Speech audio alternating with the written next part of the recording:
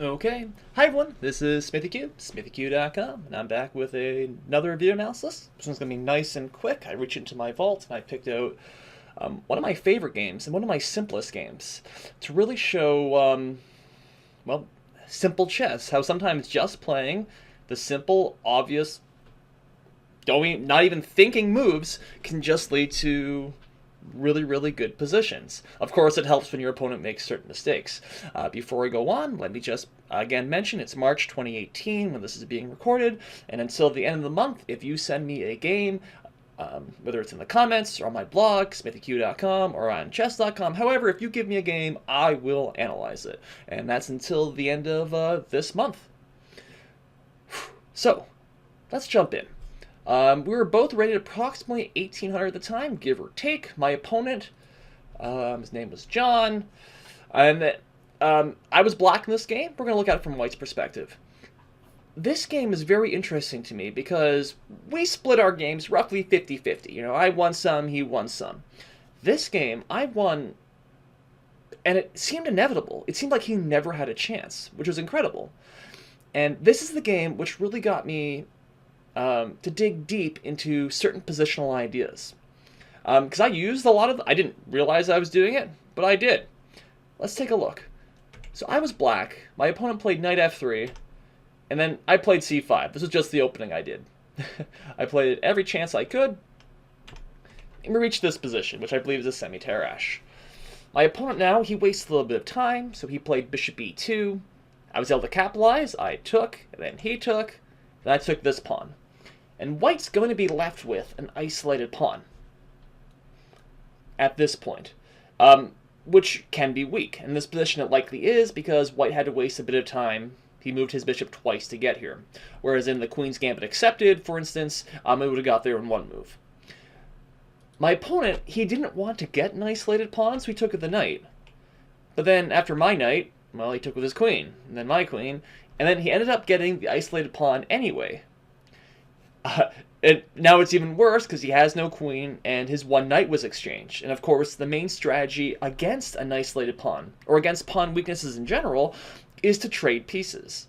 If there's the less pieces there are to defend the pawns. I played bishop b4. He played a3. Now there's no point in me retreating my bishop, so I took recapture. Reached this position. And my opponent, he thought he was okay, because he now has two bishops. I only have the one, the light square, and my bishop is currently blocked. And he no longer has an isolated pawn. His pawns are, well, the c pawn protects the d pawn. And that's true. However, in some ways it's actually worse, because after, well, let's just look a couple moves in the future. So b6, castle, castle, rook, bishop. And so what's happened, it took me a couple moves. However, my bishop is now on a beautiful diagonal. His bishop, notice how his two pawns are on dark squares, and we both have a light squared bishop, so his extra bishop, so to speak, the dark squared bishop, it is a bad bishop. And we're going to see how in the game that this bishop is not the strength that he thought it was. It's a huge liability. Now, at the time, I wasn't thinking good knight versus bad bishop. I was just playing normal moves. And if you look at all my moves up until now, they're just normal, simple, developing moves. He moves his bishop back because my rook was going to slide over and had to move anyway. And then he plays bishop b2, which is probably... it's probably strategically losing at this point. White now has absolutely no plan. And the problem is that, well, obviously this bishop is a pawn. It's just staring at this pawn, which is staring at this pawn. This bishop can't do anything. And White is effectively a piece down. And watch what happens. Right now, it's kind of okay, because this bishop is very good. But in three moves, we got bishop d5, and then, whoops, he plays f3. Yeah, I move my bishop in, c4, take. And we can see the problem is that he doesn't have a good bishop anymore. And this rook's not an open file. If this rook's not an open file, this bishop's absolutely terrible. And the bishop can't move. It can't go anywhere. Otherwise, he's going to lose a pawn. And look how easy it is for me to bring the rest of my pieces in to put the pressure. He's going to be defending this weakness for the rest of the game. And that's exactly what happens, is he defends, he misses one little tactic, he ends up losing a pawn, and he loses the game. And during the course of this, he never had any counterplay. He couldn't, because of that weak piece. Now again, I wasn't consciously thinking at the time, okay, let's give him a bad piece, and I'll take advantage of it in a 30-move endgame. I'm just playing normal moves. And because of my opponent's errors, again, everything he did was unforced. I didn't force him to make mistakes, he just chose bad squares for his pieces, and I was able to take advantage. And this caused me to really focus on positional chess afterwards, so that way I could get more positions like this. Let's just see what happens quickly. He plays rook e2, excuse me. I play b5, so now he can never play a4. I was worried that he might play, for instance, a5. And then maybe his bishop. Whoops, let's see. Whoop, no, that's not the square I want. It might come over here and then do something, for instance. Of course, this isn't a good move at all. My rook is now attacking this pawn. Maybe I'll play a5, so this pawn can never move. Then I can play this, then I can play this. And now he has to watch this weak pawn as well as this weak pawn. But that's what I was worried about at the time. Again, I wasn't that strong. I wasn't as strong 10 years ago. Anyway, rook e2, b5, brings his king in, rook c8. And this is really... at the time, I thought it was his main mistake. But of course, he made several small mistakes to get into such a bad position. And this is now simply a tactical blunder. Well, it lets me take the pawn. Well, that's nice. Of course, he can't recapture, because then he loses the rook, and then he's going to lose the bishop, and of course, it's going to be game over. So instead, he brings his king in, I move it back, rook d1, knight d5. So we look at something like this. Again, all these moves have been easy. It's been simple. I put my rooks in open file, I put my knight on its best square, everything is trying to attack his pawn. The only thing left, well, it's the endgame. Let's bring my king in. So I bring my rook over. Sorry, I bring my king over. He defends. I got some arrows here for no reason. Okay. I play a5 because it's great that he's defending this and he can't do anything, but I need to somehow break through. And the eventual breakthrough will be b5. I probably could have brought my king in first. Well, what happened in the game was pretty nice. It worked in the end. Alright, my pawn's attacked. Better defend it. No, I push it forward. b4. Take. Rook b3. And so all of my pieces and a pawn are all attacking this, his pawn. And I simply exchange, 8,000 exchanges, and we reach this position.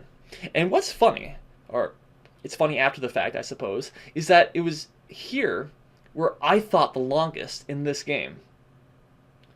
Because I didn't know endgames very well.